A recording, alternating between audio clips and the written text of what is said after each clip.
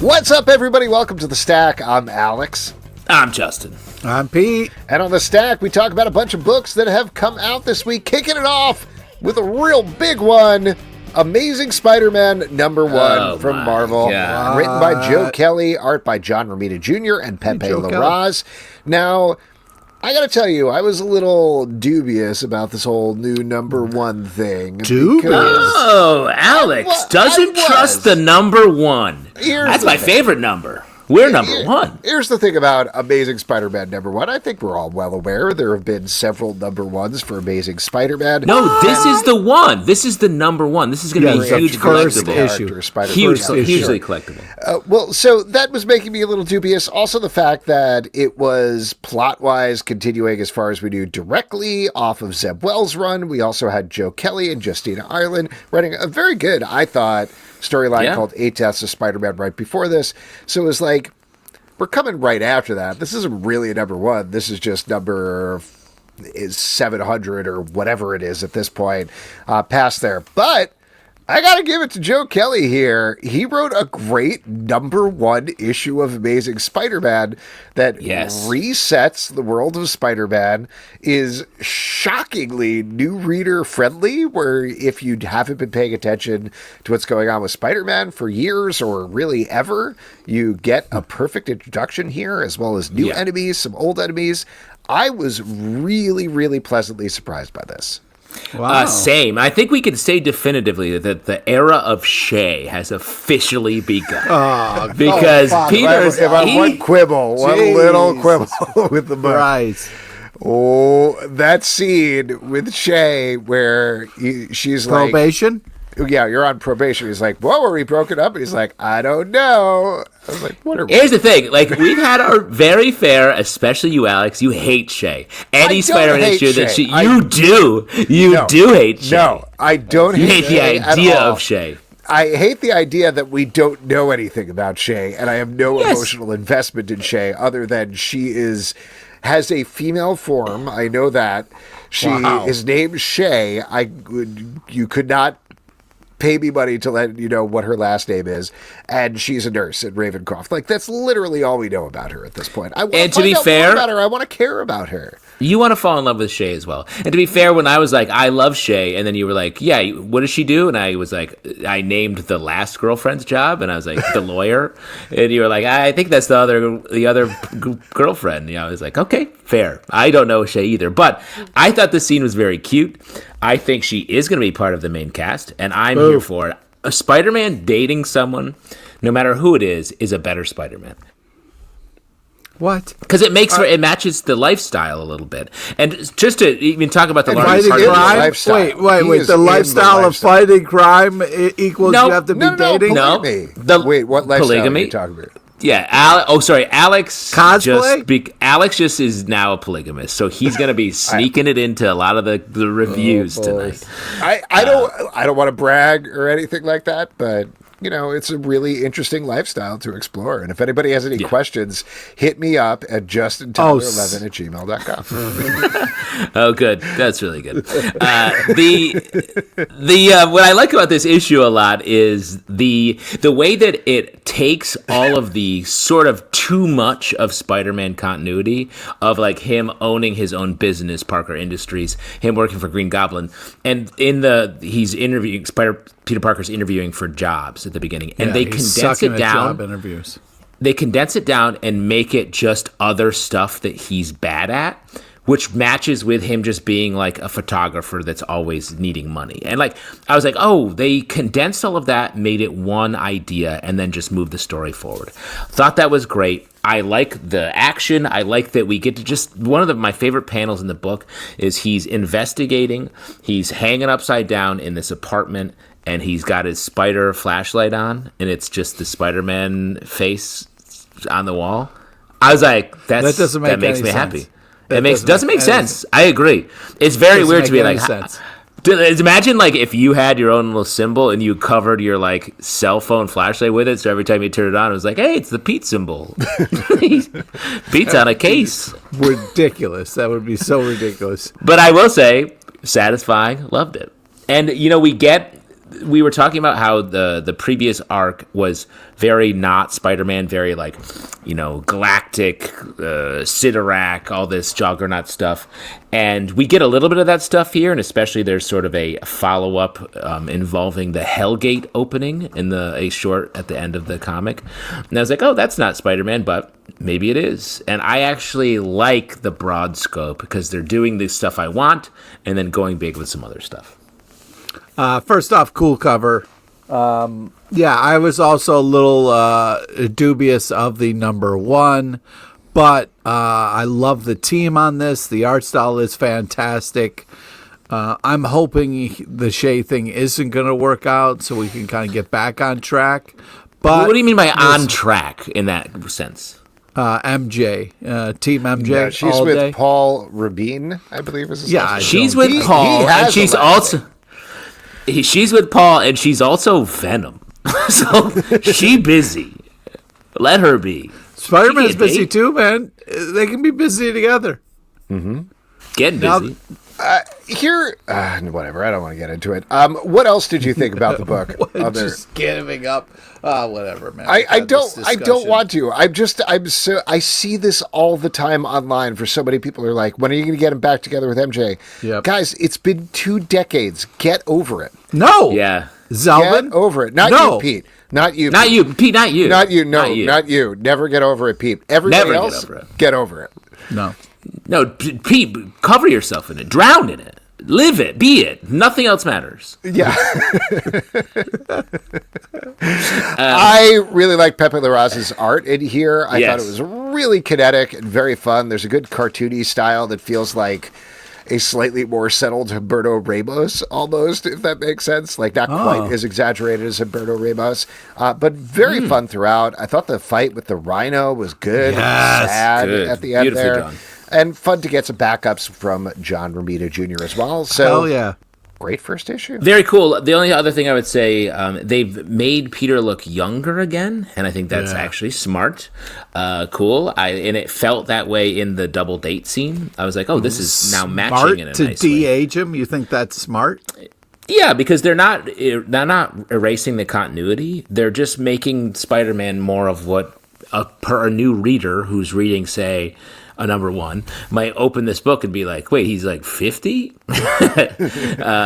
He looks like in his early 20s, even though he's owned multiple businesses. And I will say, they are committing to Norman Osborn being a part of this book and being not a bad guy. Mm-hmm. It's literally currently in this issue, even though he's... We'll see. We'll see. But it's funny to me how important that seems to be to main Spider continuity right now, that Norman Osborn is always around. Mm-hmm. I don't know what to say about that. It's like, to your point, Pete, it's a little bit like, just pull the trigger. Chekhov's Goblin. Like, let's just get to it. Or not. Or have him do something else.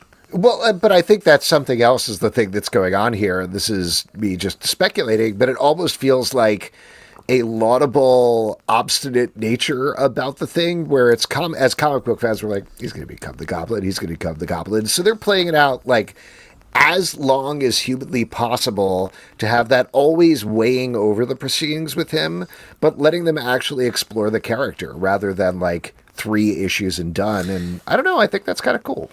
It is, and it's sort of taking... It's not the same, but it's a little bit of the J. Jonah Jameson role that has been erased because Peter just doesn't do that job anymore because it doesn't really exist. So, like, there is this older guy who's, like, a little antagonistic, a little, like, important, but, like, not, not being so integral to the story all the time. Yeah.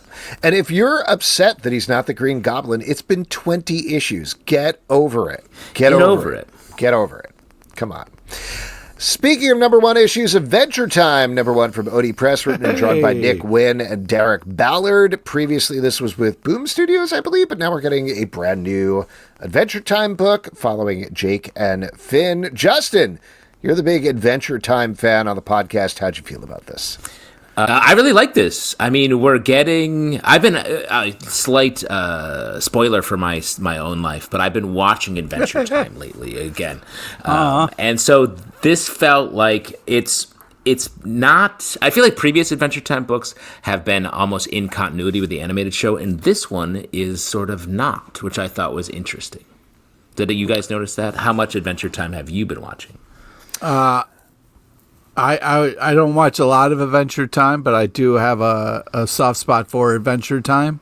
And this comic is just so great. Whether or not you know Adventure Time or not, it's fun. The animation's great. It really does feel like the kind of cartoon come to life in such a great way. And I just think they do such a great job on this comic and the show itself. So anytime you're getting Adventure Time, it's a good time. I have watched, I think, the first season a bunch of times because I keep watching it, and then a couple of years pass by and I'm like, oh shoot, I don't remember what happened. And then I go back and watch the first season again, and then I forget about it, and then I watch it again. What a loop you're in. Yeah, I'm stuck in this endless loop. My kids are obsessed with it and have watched the whole thing.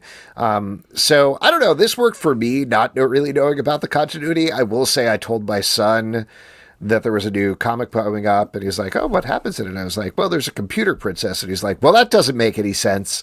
So he was very specific about that. Is he against princesses or computers? No, What's it's just, I guess there's a specific thing with the princesses, and they all have gems or something like that. So there's a specific number of princesses. Is that close, Justin?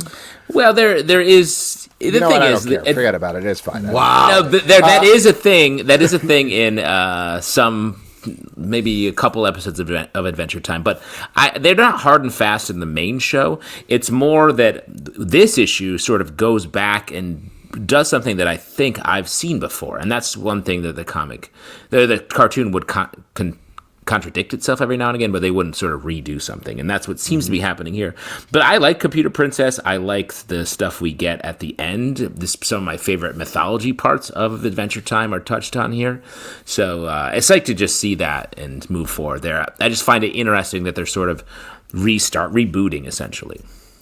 I like the art in this. I like the writing. I thought it was fun, fit nicely. They play with the panel structure. So, first issue. Let's talk Absolute Batman number 7 from DC Comics, written by Scott Snyder, art by Marcos Martín, stepping in for this and the next issue for a 2-part arc, introducing Absolute Mr. Freeze.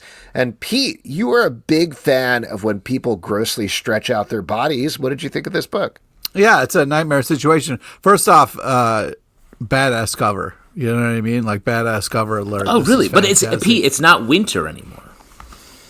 By the way, when you say badass cover or this cover is so cool, since we do an audio podcast, would you like to describe what you like about the cover, or do you just want to say cool cover and move on? I mean, everybody's got their own opinion, on what makes a cool cover, but I think... yes, I wouldn't want to ask you your opinion on this podcast. Yeah. He meant cool like it's cold, because Batman's got being snowed upon. No, I just think it's, you kind of catch Batman in an interesting pose here, and it's kind of a badass stance. Taking a shit in the snow, right? Oh, how dare you, sir. He dug a little hole. Of course. Yeah. Clean up after your Batman, please. I enjoy the play of blue and black throughout this cover. How about that, Pete? Does that work? Oh, yeah, the colors are very, very nice. But yeah, just amazing art overall. Love the panels. Love the artistic choices being made here with the story of Freeze. This just continues to be great, and it's kind of an amped up of the things we know and love. So this is just such a fun ride, and I'm having such a blast with this comic, and the art sets such an interesting tone and a cool, unique world. All the Absolute books, I feel like, are pretty good. They're all like having a slightly different take on what it means to be in this dark side tinged DC universe.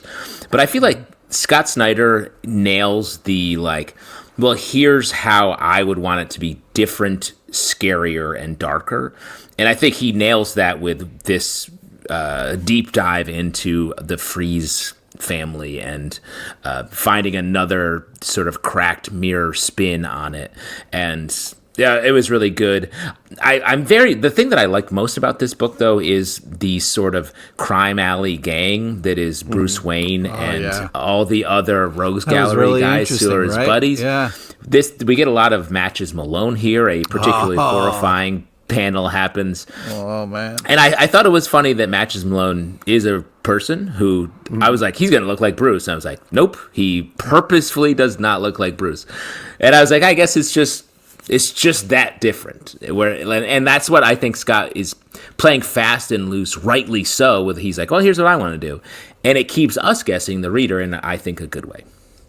I also think, just a shout out to Marcos Martin's pencils throughout here, one of my absolute favorite artists. And versus the flashback issue, we had a couple of issues back that I'm totally blanking. It wasn't Gabriel Walta who did the art, right? Or was it? I don't think it was Walter. No, it wasn't.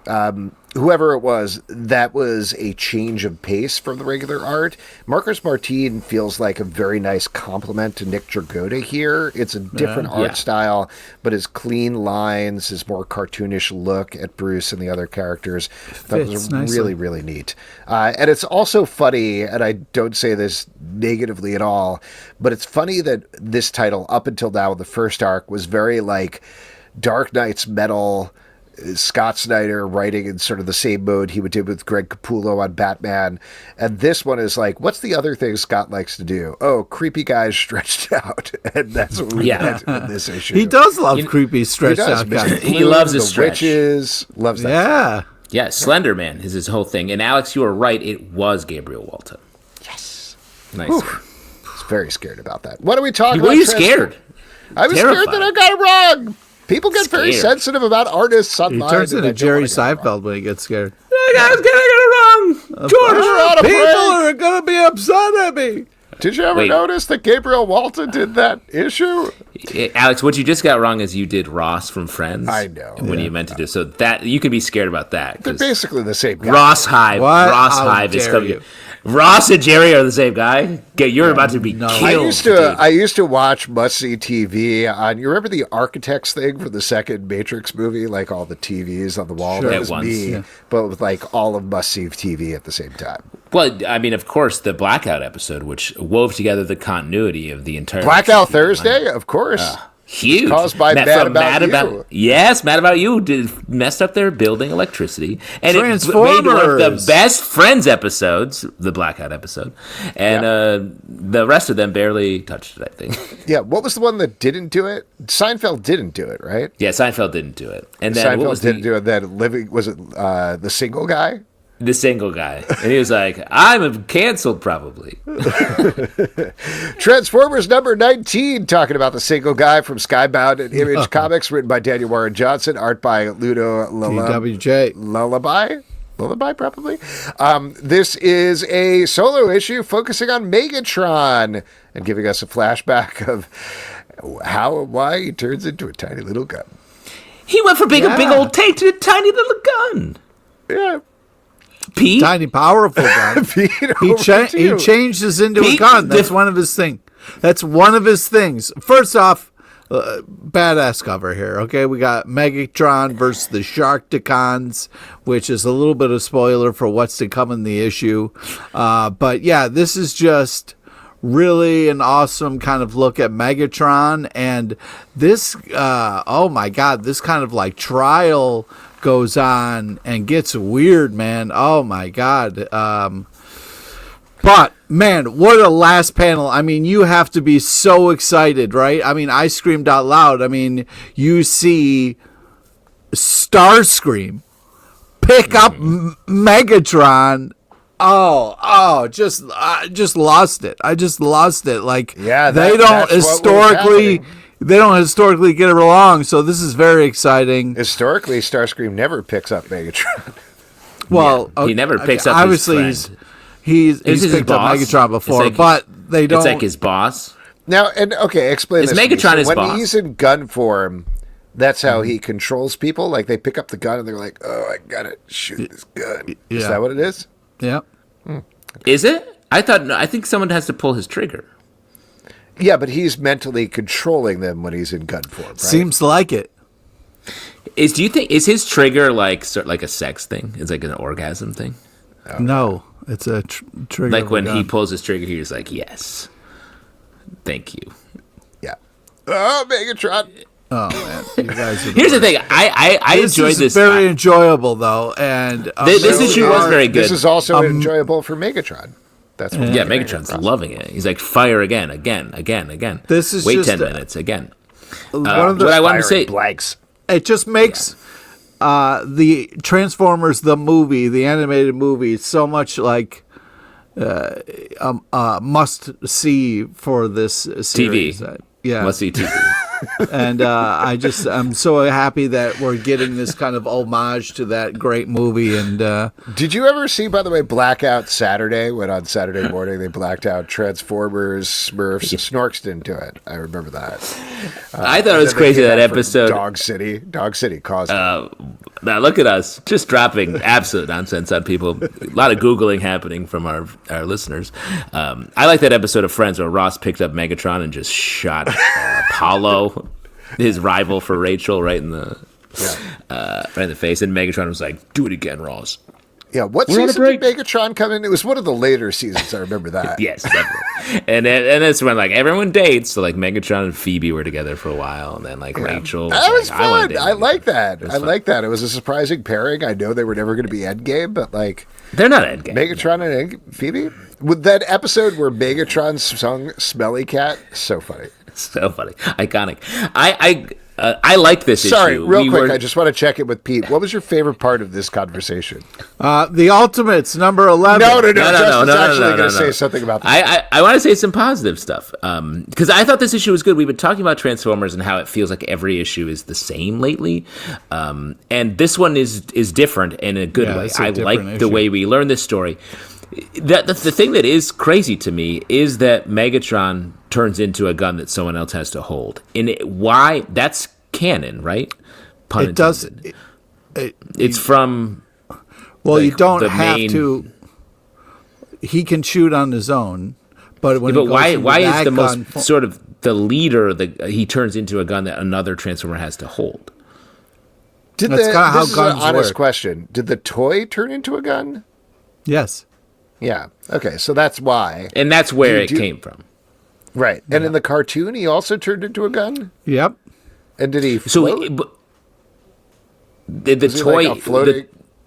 So the toy turned into a gun that a kid could hold. Is what I'm assuming. No. That's not a joke. Yeah, well, I'm honestly Wait, asking.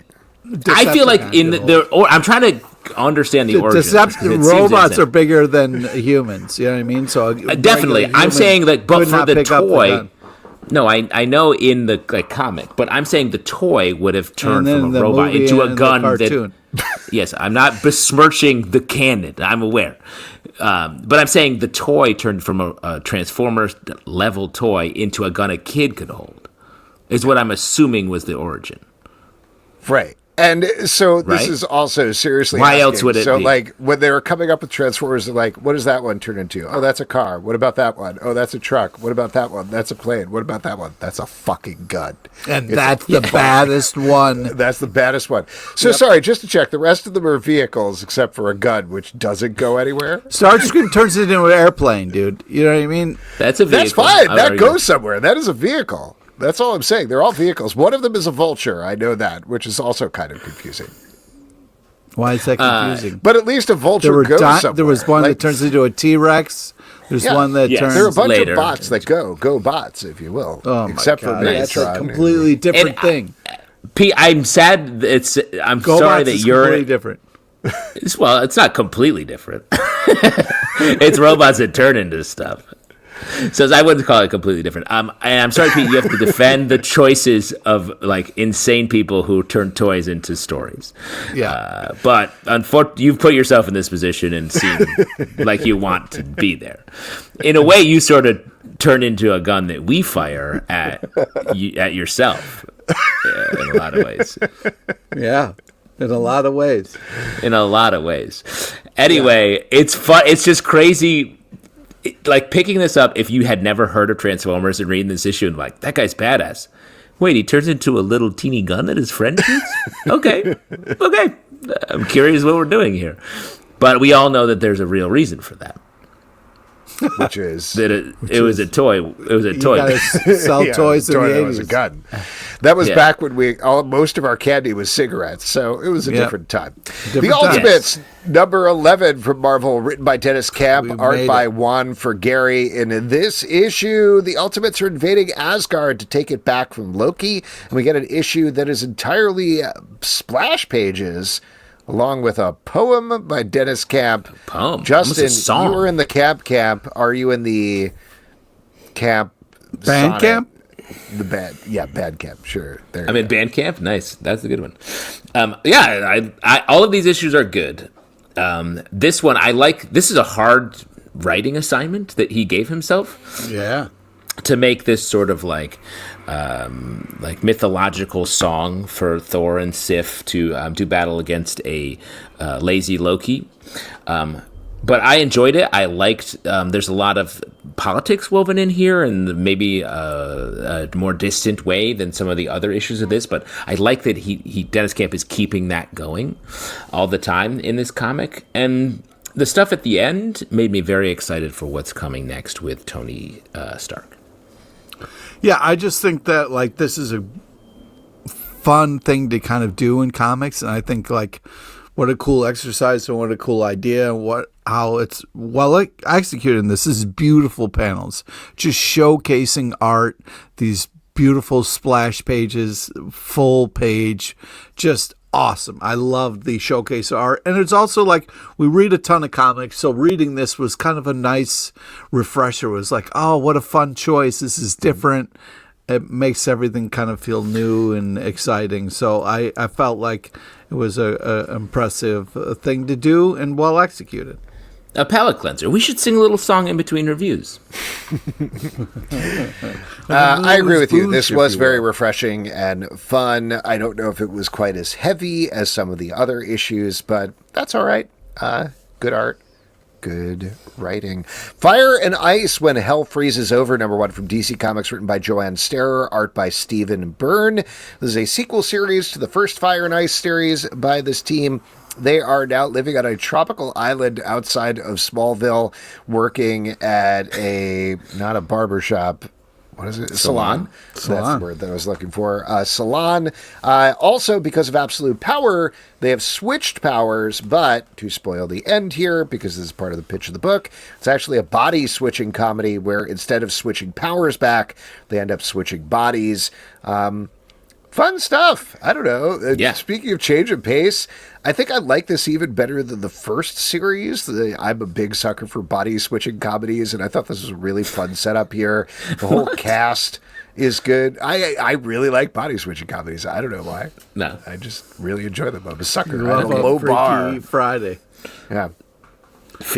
I was reading this just knowing Alex was having a great time, and I think that's nice and important. And I think Alex and there's a comic out there for everybody.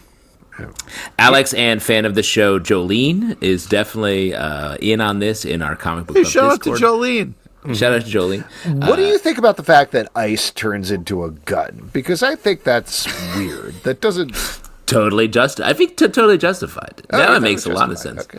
All right. Yeah. I agree with you, Alex. I think yes. No, Pete's doing some Googling. I really enjoyed this. I think it is like the story's just a little bit more in motion. The character games are there. We have a nice, fun connection between friends and a little bit of issue rivalry that's happening here. And I love the way that it ended.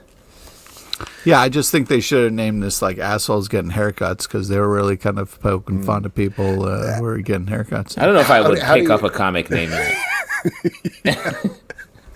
Yeah, I don't know. It might have probably not the first title. You know what I mean? Right.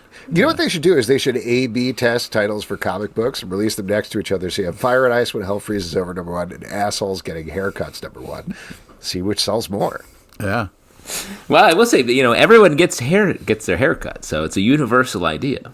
And everybody is assholes. Let's move on, speaking of assholes, and talk about Vatican City, #1 from Dark Horse Comics. Written by Mark Look at that transition. Per Berg.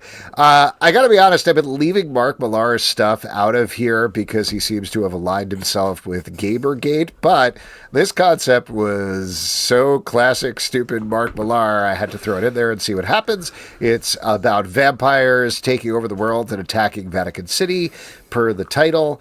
What did you guys think about this one? Well, it's weird to say this, but I enjoyed it. I thought it was a fun, kind of over-the-top action, cool last-page reveal. I thought it was just kind of like about just kind of turn off your brain, popcorn kind of thing. I mean, I don't know. It does feel like I thought it was fine. I feel like Mark Millar is like, he's sort of far down the old idea funnel, and it feels like they're getting a little like medium at this point. And I think the art is cool, but it doesn't. I thought it was going to be a little bit more. It just felt very middle. Like I wanted a little bit more of like, this is different in this big way. And it was a little unclear what the big difference we were doing here. I mean, the big thing that Mark Millar has going is he has these big, broad pitches to the point that, it became a thing that we made fun of. Like, what if Batman was evil and wore white? Is just... Yeah. It's across the board. But this is I think, a solid idea for a movie pitch. If you have some more meat on the bone there, Vatican City is the last city on Earth that's protected from vampires because it's religious and they can't make their way in. But like you're saying, I think it was kind of messily executed in this issue. The art was a little hard to follow sometimes from panel to panel. And the story, too, it almost felt like it spent too much time on vampires take over the world and by not enough time on Vatican City and what that means. Maybe that will happen in subsequent issues, but right now it just doesn't feel like they've used the setting or the concept enough, and I want to be kind of blown away by that first issue. Yeah, because I agree with you. It just in general feels like mid, and like it felt like a World War Z attempt with the first half of the book, when I would have much preferred this to be like very Vatican focused and have them just be the island that is like, oh my God, everything is falling apart, and it just be like, if it was our audience surrogate character is like this like young priest who's like new to Vatican City or whatever, young cardinal, like, oh no, I just got here and now the world has ended and we're the only place. And then the reveal at the end feels really nice and surprising. And I don't know, I guess it just felt like we don't need so much of the stuff we've seen a million times from Mark also. Yeah, too bad. Anyway, moving on to Action Comics 1085 from DC Comics, written by G. Willow Wilson, art by Gavin Guidry. Here we are getting a story of Superman heading to the Arctic and finding some weird enemies there. We had Gavin Guidry on our live show down in New Orleans, and he was very excited about drawing Superman for this. So very cool to see it here. No pun intended about the ice, but what did you guys think about this issue? This is fun. It was cool to see Lois kind of being like, hey, Clark, you got to go on this thing for me. It was nice to kind of see her handle Superman a little bit. But yeah, people don't talk about cyber bears being a problem in Greenland, but it's a fucking problem. And why do you think Trump wants it? Oh, yeah. We got to get the cyber bears. Scourge. The cyber scourge. So yeah, I thought this was a fun issue, fantastic art.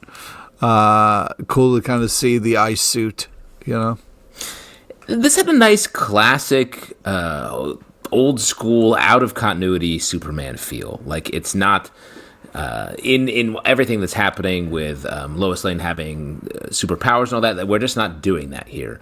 And so if you want like just a nice like baseline, I guess, where Clark and Lois work together. She knows he's Superman. They are married. He goes on assignment and has to do Clark and Superman. It's funny to me that he knew to pack like an Arctic specific. Well, she made Superman suit. She lectured him about it. She was like, "Make sure you dress appropriately because it's going to be cold out there." Which is He doesn't feel cold. Take your your Arctic suit with you. But what's so good about the Arctic suit? It's warmer. Like I feel like he doesn't. It's warmer. It doesn't bother him. Yeah. It fades into the background so he can camouflage, except for his head. He's blending in. When does he ever blending in anymore? I don't know. Dude wears red. Cool. I like it. Yeah, and I really like it's cool. Gavin's Superman is really good, but his Clark Kent is even better. There's nebbishy Clark Kent, like holding up his papers and everything. Very fun. Yeah, and we get like some classic switcheroos here. Like I really like this. It felt retro in the right way while still being a good story. Storm number 7 from Marvel, written by Murwa Ayodele, art by Luciano Vecchio. Bunch of stuff going on with Storm, but in this issue, she's fighting a giant snake with an amped-up maggot who has been reborn and meets a bunch of thunder gods who are coming directly for her. Lots of stuff going on in this issue, but we are now past the X-Manhunt crossover. What do you guys think about this? This is just great. I love what's happening in this issue. This is just Storm being such a badass. Love all the action, and then the kind of cool build up towards the end here where we're getting like this giant kind of god fight. And I cannot wait for the next issue. I'm really happy with how they're treating Storm. Storm is this epic, and so it's great to see her kind of getting that kind of treatment. So I'm having a blast with this.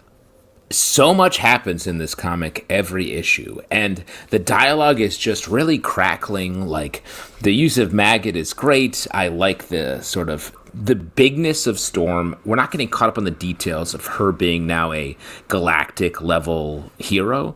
They're just like moving into the next piece, and it's just very like smartly done. Like, this is what I think people think Mark Millar's comics are.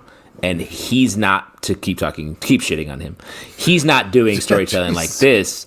And this book feels big. It's giving us really original ideas, moving through it in a way that is like, we never feel bogged down.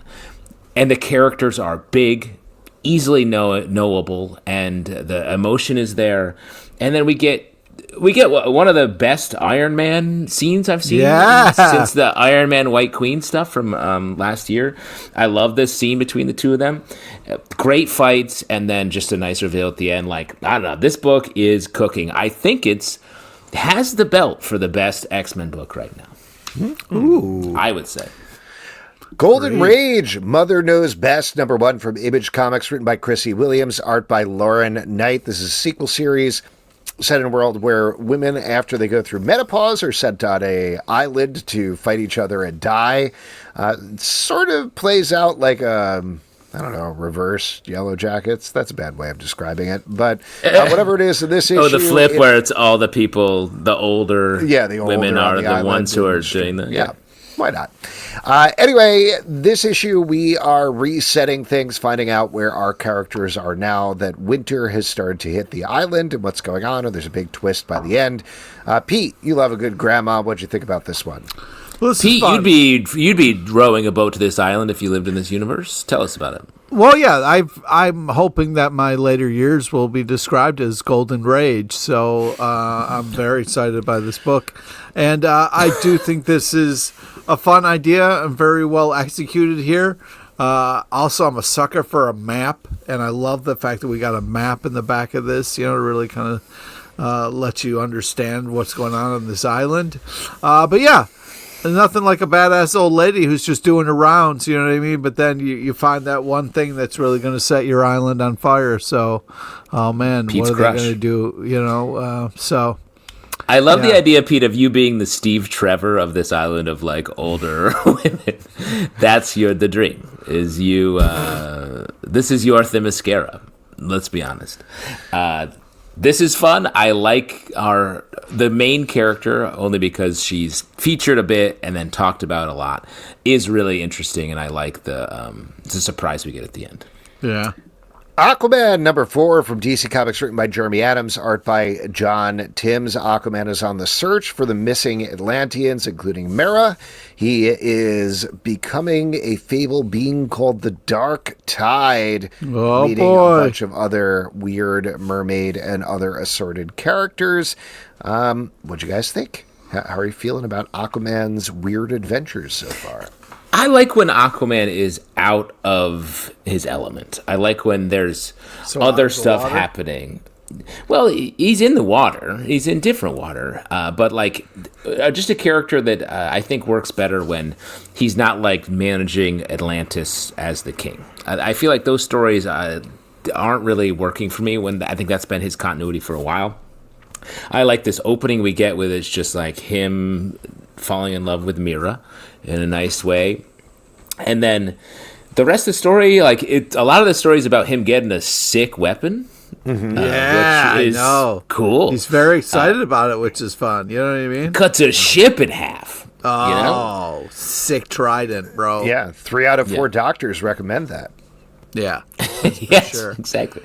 That's what my dentist is saying to me is, like, get a trident? A sick trident. Oh, man, I keep blowing that. I love that.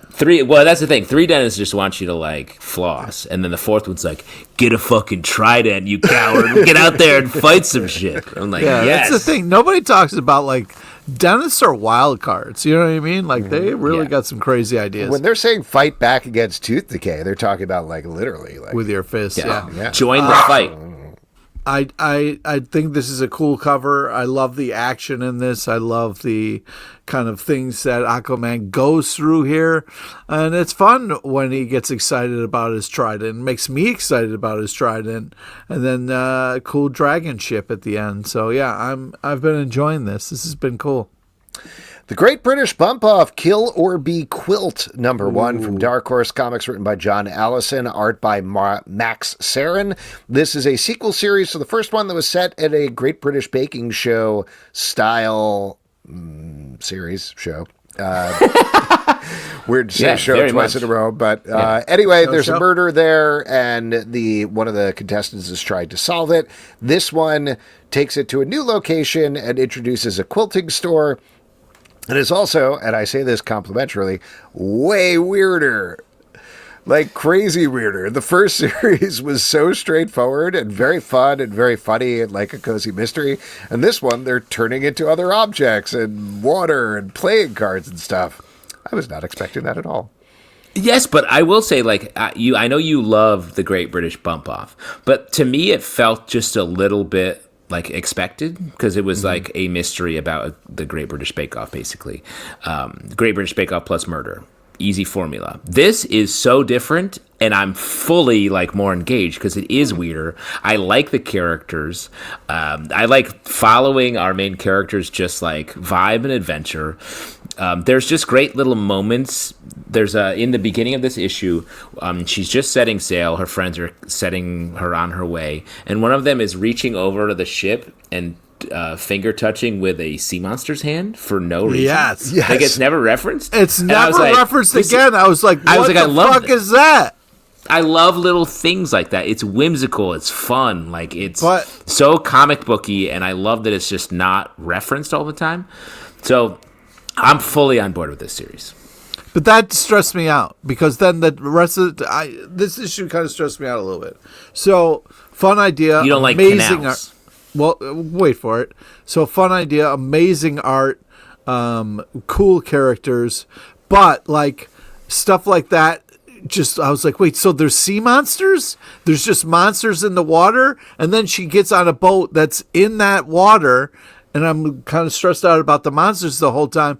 But then also the boat gets untied because she's not good with knots, and her friend even called it, and I was like, oh my God, it's a psychic friend. Now I want to know more about that. But then when the boat starts floating away, she doesn't run and jump on the boat. She's just like, oh man, my boat. And I was like, you can't just like go back to something else when your boat is floating down the canal. It's amazing to me stressed out. You need to first off take a chill pill. And by that I mean like a weed pill or whatever. But the way that this comic stresses you out is the way that Megatron turning into a gun stresses me. Like, we are literally on opposite sides of the thing. Because I'm like, as soon as he turned into a gun, I was like, how is this going to work? Then I'm thinking about that. And you're like, this is stressing me out because that sea monster is just touching that other girl's hand. Yeah. We're different. Yeah.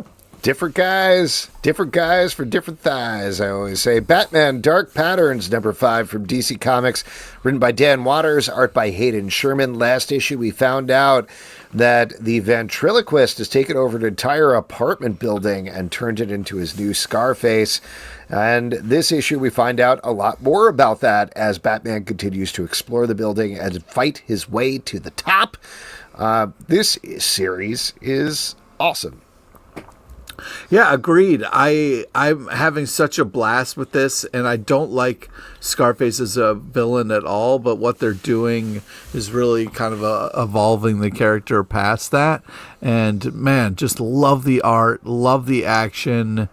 This is just such an interesting story, and I cannot wait to read the next issue. This is very exciting.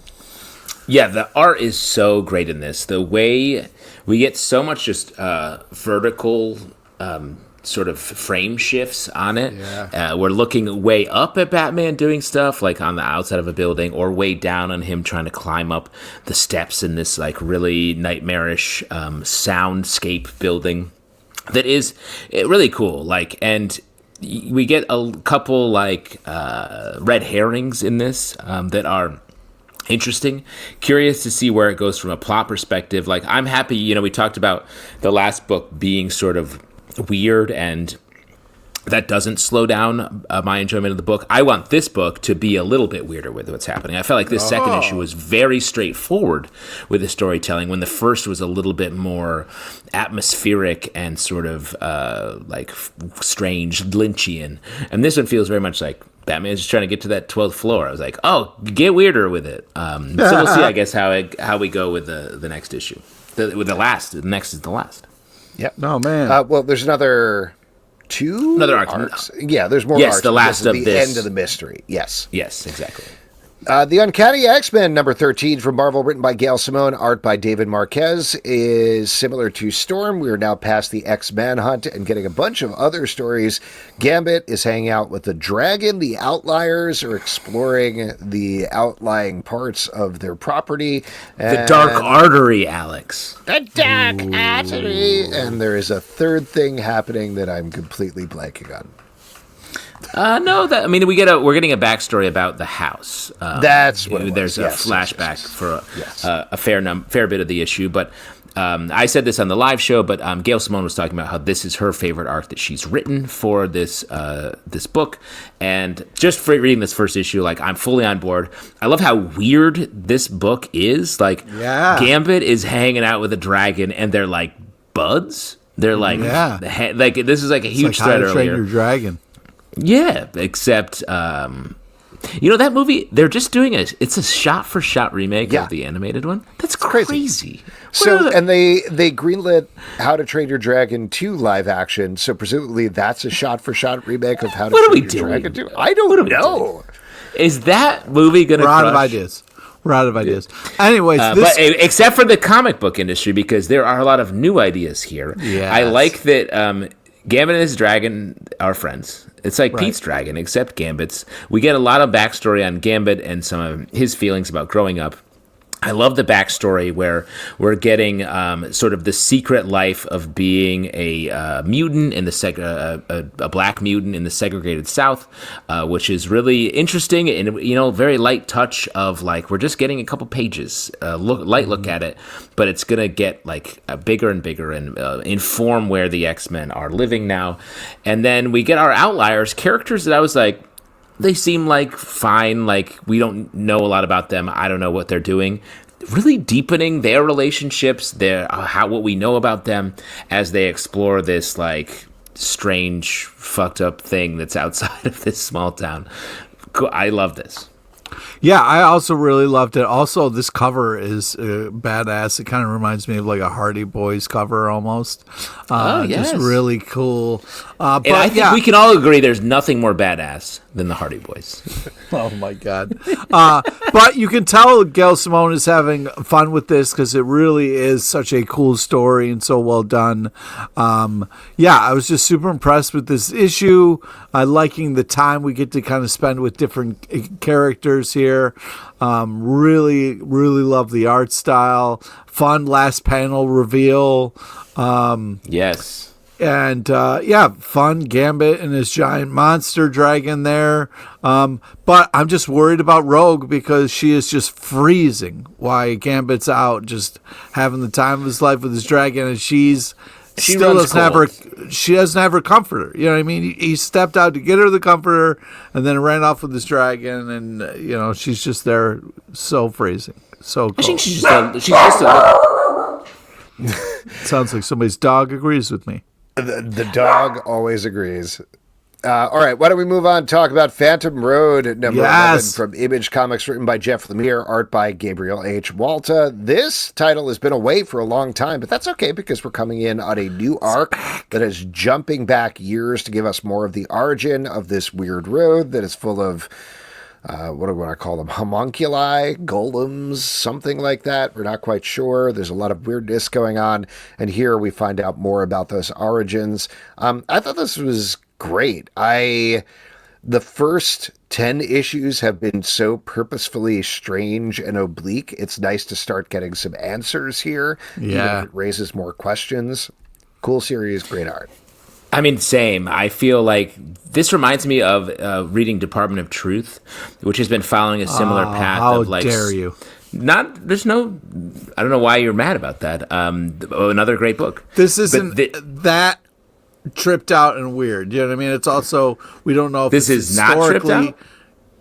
It's not as tripped out as that is.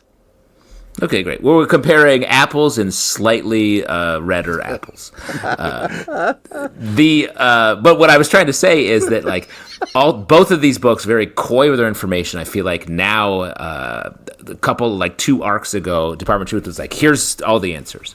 Phantom Road with this issue is like, okay, we're going to give you the backstory.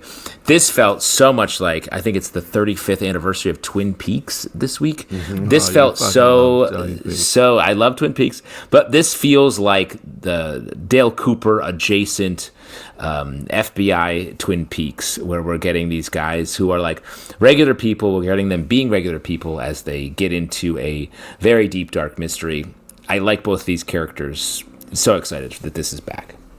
Yeah, I mean, I kind of agree with Justin's insanity, but yeah, we were kind of in this strange world, so now we kind of have what we think are two normal characters trying to tackle this kind of mysterious problem. So I'm excited about what's going to happen moving forward. And like the Zalbatron said, we're finally getting some answers to this kind of like esoteric tripped out book that was before us. So this is really starting to kind of cook, and I'm very excited about it, but can't say enough about the tone that the art just sets. It's creepy. These still kind of panels feel extra still and extra creepy. It's just really impressive artistically what's being done in these pages. Don't be afraid. It's Gabriel Walta. There you go. DC versus Vampires, World War V, number 8 from DC Comics, written by Matthew Rosenberg and Shane McCarthy. Art by Otto Schmidt and Fabio Veras. This continues the war between the vampires and the humans, with Darkseid in the middle trying to take everything over. Then we get a backup story featuring Wildcat. That brings him to the brink. You guys love the series. What'd you think about this issue? Goddamn right. I mean, let's just take a quick snapshot of, there's like a 4-page section of this story where we have... I'm sorry, we're not posing for snapshots right now? Oh, no, keep going, Justin. We want to hear your dogs barking. Justin's dogs are barking. Should I take over? Yeah, you take over while his dog barks. Yeah. So I love this. A ton of action. This continues to be so badass. Really love the end. I don't want to spoil it, but man, this is just kind of really ramping up, which seems insane because it's DC versus vampires, kind of versus the world. So how can it keep getting crazier? But it does. Raising the stakes, baby. This is just an absolute roller coaster of a fun time. What I was going to say, I just murdered my dog. That's okay. Oh, no, don't do that. No, it's not he's cool. fine. I actually have a He's bunch very of fine. cats, but I removed all their vocal cords so that they wouldn't interrupt my podcast. So that's a hot tip for any pet owners around here. What the Nice. fuck? Very Dr. nice. Moreau, what the fuck are you doing over there? Dr. Moreau, I'm not changing them into hybrids. Hey, changing them into quieter cats. I'm like They're a hybrid reverse- silent. You're doing too much, is my point, is you're doing too much, bro. Thank you. I appreciate it. You're very supportive of me taking out my cat's vocal You're cords. doing too Thank much. you. That's not Thank what you. that's not what I'm saying. Thank you. I was going to say before, there's a 4-page section in here where it's Batman and Green Lantern hanging out, except it's Ra's al Ghul as Batman and Alfred as Green Lantern. And it's just like everything's so twisted, like 4 clocks away from normal, but treated as completely like, hey, this is what's going on. And there's even a couple sections in here where it's like, hey, man, get in the game. I know it's your stress, but like this world is crazy, right? And I like that. There's a groundedness to the level of insanity in this book that I think Matt Rosenberg is so good at delivering. And the I love the Oliver Queen being such a leader here, and then we get a fun reveal at the end.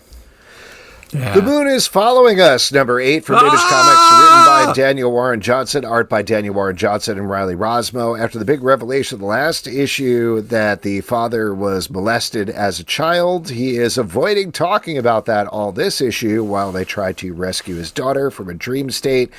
Pete, you're a big fan of this team. What'd you think about this one? Yeah, first off, crazy cover, just kind of insanity, but really awesome. I love the art. This is worth it for the art alone. This magical kid world that is created in this is just really impressive. Some crazy twists and turns here. Dak could be in real trouble, but man, I cannot wait to keep reading what's going to happen next because this is great. And what's awesome about Daniel Warren Johnson, and he tackles big issues in interesting ways and brings things in such a interesting kind of creative look. It's impressive to see what he does. Yeah, I mean, I don't know. This is a book that I'm liking the way it's moving right now, but then they introduced the molestation thing at the end of last issue, and I was like, what is all this going to mean at the end? Because it's like, Right.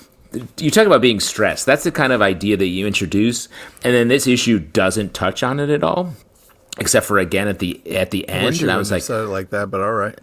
well, okay, but that's what I mean. It feels like unacknowledged in a way that I'm like, it's just a big. There's a lot of ideas at play from the beginning to the end of this comic. And it feels like for a while it wasn't working, and then all of a sudden it came together, and I was like, yes, great.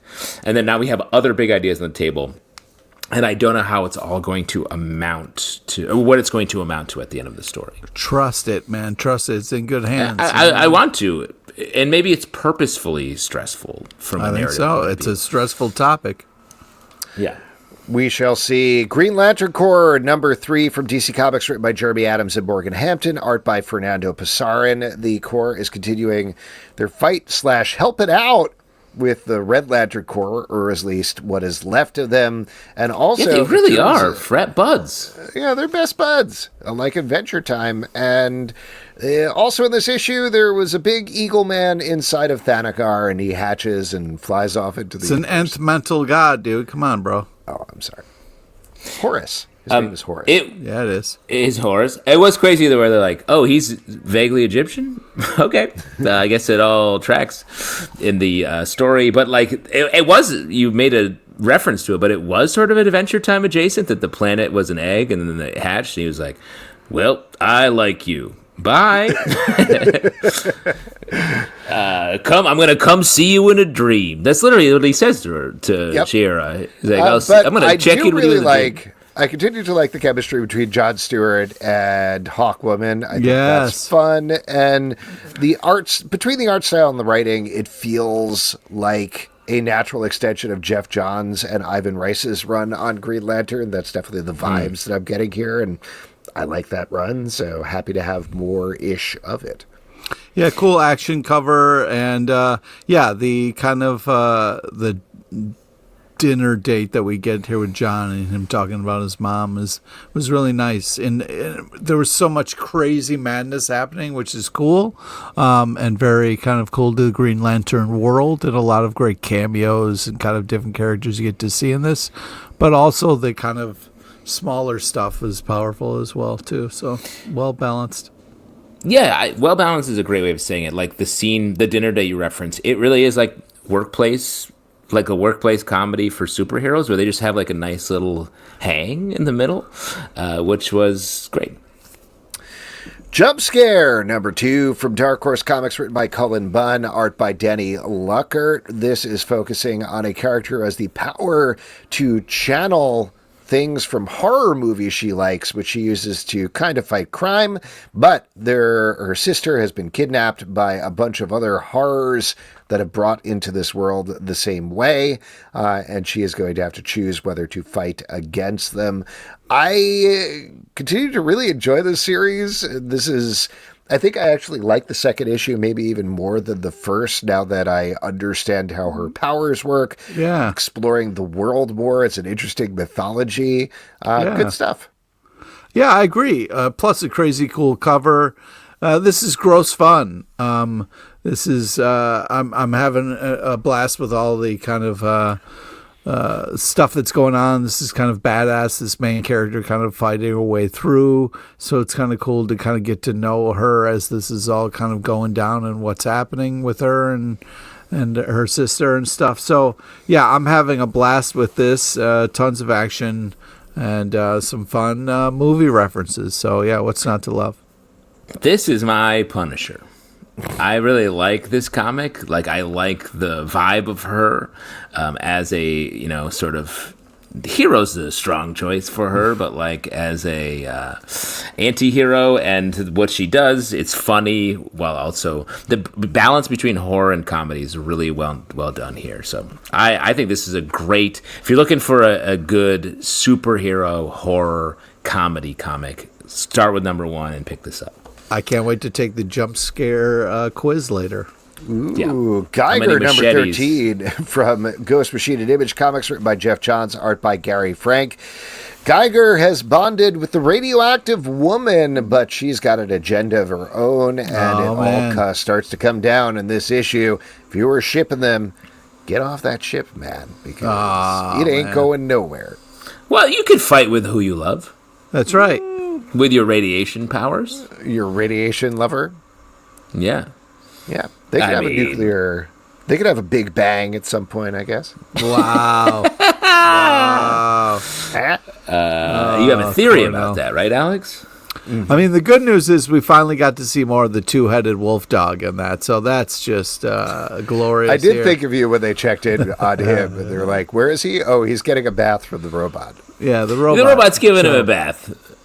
And he's like, how did he let you give him a bath?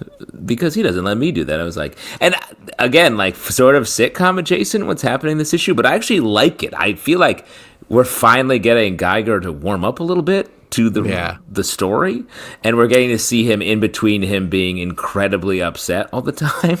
So that's nice. I worry that, given that we know there's going to be a big fight between them and a betrayal, that's going to reverse all that character development, where he's like, no, I never should have trusted anybody. Oh, no. But we'll see. Here's open, because I think this is moving in the right direction. I want to see it continue on. I want to like Geiger. I want to hang with Geiger. You want to like her, Geiger? I don't know. Behemoth, number 3 from Dark Horse Comics, written by Grant Spatore and Ryan Angle, art by Jay Martin. The concept here is, what if a bus full of people got swallowed by a Godzilla-style monster, and they are trying to fight their way out, or more specifically, they are trying to find safety on a boat that was swallowed weeks earlier. inside the behemoth and discovering some disturbing truths inside. We also got a very fun backup story here about the behemoth attacking during ancient Japan, I assume is what we're getting here. What'd you guys think about this one? This is cool. Great cover. I thought this was crazy-ish. I think that the eating people thing is a thing that kind of gets brought up every once in a while, and it's in like your friend group. No, I just think when you get somewhere stranded, it's a topic that comes up. Like when your Uber's a little late at Dave & Buster's. What you mean? All of a sudden, you ate your way through a 21st birthday party. Oh my god! Think people are having 21st birthdays at Dave & Buster's? Definitely. Yeah, right. Definitely. First time you could drink, where would you want to be? Dave & Buster's. Exactly. That's very fun. And honestly, a lot of those people are already pre-marinated in Jägermeister. Yum, yum. It's the only way to go. Spicy. So many spices. Yeah, I love both stories in this, although I'm not... I will hope we get past the people eating kind of story. I do want to back you up here because the whole thing felt very Walking Dead adjacent to me. When the thing that's interesting about this is they're inside of Godzilla. Right. And the first two issues, I think I lauded for really playing with that concept in an interesting way and expanding it as they went. This third issue did not. They're inside of a boat most of the time. It sounds like they're going to get back to that in the last one, but like, not to write this issue for the comic for them, but like the idea of fighting your way through a Godzilla's body, that's cool and interesting and different. Eating people on a boat, like you're saying, Pete, is not. And I think it's darkly done and it's well executed, but there's other things that are more interesting going on in the world of this book. Yeah, I mean, at least they moved through it quickly. It was like, I guess they are the Walking Dead in a lot of ways. Yeah. And when you say move through it quickly, you mean like Pete at a 21st birthday party at Dave & Buster's. Yes. Right? Yeah. He's like, can I get these humans turned into chicken fingers immediately? Oh, yeah. Absolutely. We could deep fry anything here, Pete. Mozzarella sticks are basically fingers, let's be honest. Yeah. Now, are you better friends with Dave or Buster, Pete? Buster. Buster? Yeah. He knows. Pete knows both the owners. Easiest predictive answer right there. Is it Dave and Buster sort of like Walt and Roy Disney, where like Roy just handled the money? Dave was in charge. Dave owned a restaurant and Buster owned a video game place, and Pete was the guy who was like, you got to bring these together. Yeah, come on, There's got guys. to be a way. Oh, Pete's like the Pete Best of Dave & Buster's? Like, he could have been there? Yes, they said that at one point. They're like, wow, Pete, you're the best. Pete, best. Pete, best. Well, anyway, that's it for the stack, I guess. If you'd like to support the show and all the shows we do, patreon.com/Comic Book Club. Also, we do a live show every Tuesday night at 7 p.m. to Facebook and YouTube. Come hang out. We'd love to chat with you about comics. Apple, Spotify, Android, or the app of your choice to subscribe, listen, and follow the show. ComicBookClubLive.com for this podcast and many more. Until next time, we'll see you at the Comic Book Club. Dave, Pete, and Buster just doesn't work. One of us has to go.